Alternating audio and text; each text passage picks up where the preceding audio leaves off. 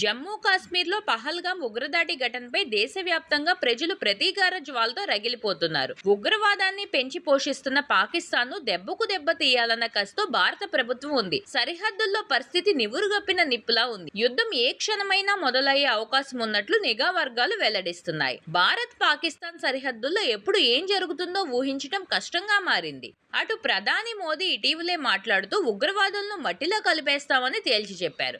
ఇప్పటికే పాకిస్తాన్ పై సంచలన నిర్ణయాలు తీసుకుని ఆ దేశాన్ని అష్టదిగ్బంధనం చేసింది. సింధు నది జలాల ఒప్పందం రద్దు, అధికారుల తగ్గింపు, కార్క్ దేశాల వీసా రద్దు, అటారీ వాగా బోర్డర్ మూసివేత తదితర చర్యలు చేపట్టి పాకిస్తాన్ ఉక్కిరిబిక్కిరి చేస్తుంది. అయితే తాజాగా పాకిస్తాన్ తో యుద్ధంపై ఇండియన్ ఆర్మీ సంచలన పోస్టు పెట్టింది.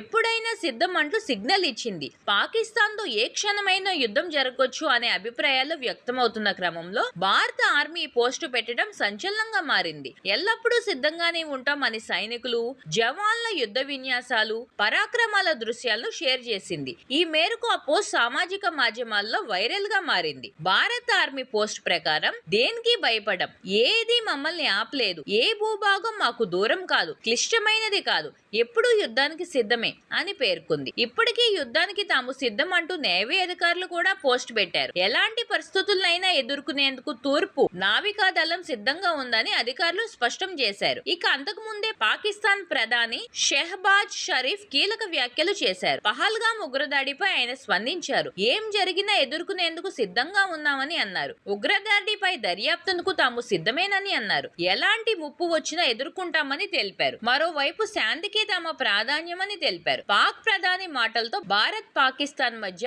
ఉద్రిక్తతలు మరింత తీవ్రతరం అయ్యాయి. మరోవైపు విశాఖపట్నంలోని నేవీ సన్ రైజ్ ఫ్లీట్ కు ఉన్నతాధికారుల నుంచి ఆదేశాలు జారీ అయ్యాయి. తూర్పు నావికాదళాధిపతి వైస్ అడ్మిరల్ ప్రస్తుత పరిస్థితిపై ఉన్నత స్థాయి సమీక్ష నిర్వహించారు. సముద్ర మార్గంలో పెరుగుతున్న ఉద్రిక్తతలను దృష్టిలో పెట్టుకుని అప్రమత్తంగా ఉండాలని సూచనలు చేశారు. దీంతో యుద్ధ మేఘాలు కమ్ముకుంటున్నాయని నిఘా వర్గాలు భావిస్తున్నాయి. భారత్ పాక్ మధ్య ఏ క్షణమైనా యుద్ధం జరగొచ్చు అంటున్న తరుణంలో Pak army chief Asim Munir missing అందరినీ ఆశ్చర్యానికి గురి చేస్తుంది. ఓవైపు భారత్ దూకుడు ప్రదర్శిస్తుంటే ఆసిమ్ మునీర్ మాత్రం ప్రజల ముందుకు రావట్లేదు. ఈ నేపథ్యంలోనే ఆయన కుటుంబంతో సహా విదేశాలకు పారిపోయి ఉంటారని కొందరు, యుద్ధ భయంతో బంకర్లో దాక్కుని ఉంటారని మరికొందరు అభిప్రాయపడుతున్నారు. భారత్ తో యుద్ధం వస్తే చైనా తమ వైపే ఉంటుందని పాక్ భావిస్తుంది. యుఎస్ తో టారిఫ్ వార్ ఇంకా ముదిరితే చైనాకు భారత్ నుంచి ప్రత్యామ్నాయం అవుతుంది. అందుకే పాక్ కోసం చైనా రిస్క్ తీసుకోదని రాణా ప్రతాప్ తెలిపారు. భారత్ నేవీ అరేబియా సముద్రంలో యుద్ధ నౌకలను మోహరించింది. పాక్ సరిహద్దు సమీపంలో మిసైల్ ప్రయోగాలను విజయవంతంగా చేపట్టింది. లాంగ్ రేంజ్ స్ట్రైక్ కు సిబ్బందిని, ప్లాట్ఫామ్స్ ను సంసిద్ధం చేస్తుంది. మన దేశ సముద్ర తీరానికి రక్షణగా ఏ సమయంలోనైనా, ఎలాంటి పరిస్థితుల్లోనైనా, ఎక్కడైనా నేవీ పోరాటానికి సిద్ధంగా ఉంటుంది అని భారత నేవీ వ్యాఖ్యానించింది. భారత్ లో ఉన్న పాక్ పౌరులకు కేంద్రం మరో షాక్ ఇచ్చింది.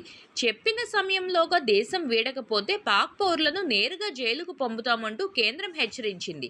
ఏప్రిల్ 4న అమల్లోకి వచ్చిన ఇమ్మిగ్రేషన్ అండ్ ఫారిన్ యాక్ట్ 2025 ప్రకారం గడువు ముగిశాక భారత్ లో ఉన్న పాక్ పౌరులకు 3 ఏళ్లు జైలు, 3 లక్షల జరిమానా లేదా రెండూ విధించే అవకాశం ఉంది. మెడికల్ వీసాల మీద ఉన్న పాకిస్తాన్ పౌరులు ఏప్రిల్ 29లోగా దేశం విడిచి వెళ్లాలి. పహల్గాం ఉగ్రదాడి తర్వాత ప్రతి భారతీయుడి రక్తం మరుగుతుందని మన్ కీ బాత్ కార్యక్రమంలో ప్రధాని మోదీ అన్నారు. ఈ ఘటనపై దేశమంతా ఎంతో బాధపడుతుంది.